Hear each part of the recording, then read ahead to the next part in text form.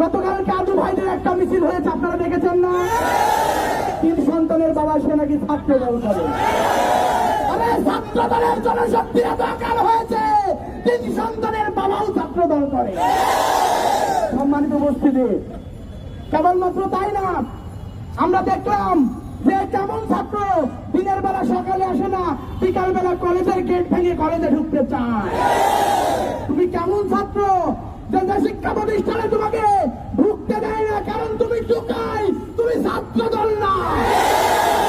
সম্মানিত উপস্থিতি, পরিষ্কার ভাষায় আমার ব্যবসায়ী ভাইদের বলতে চাই, যেভাবে আওয়ামী লীগ স্বৈরাচার নির্যাতনের সময় আপনি যেখানে ব্যবসা করতেন তার টেবিলের নিচে একটা লাঠি থাকতো, ঠিক তেমনি ভাবে এই চাঁদাবাজকে প্রতিরোধ করার কৌশল ভুলে গেলে চলবে না। যেখানে বসে থাকবেন তার নিচে একটা লাঠি থাকবে, সুযোগ পেলেই চাঁদাবাজকে লাল করে দেবে। সম্মানিত ভাইরা, আমরা বলতে চাই, ছাত্র শিবিরকে টার্গেট নিয়ে আগানোর চেষ্টা করা হচ্ছে।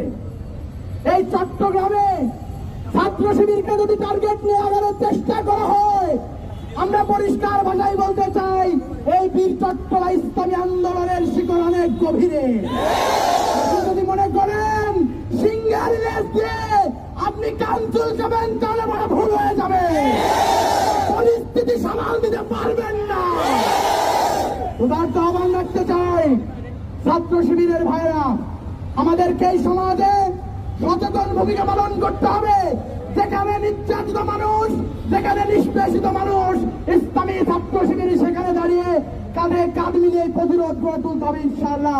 সবাইকে উদারত আহ্বান রেখে প্রোগ্রামকে সফল করার জন্য সবাইকে অসংখ্য ধন্যবাদ জানাচ্ছি।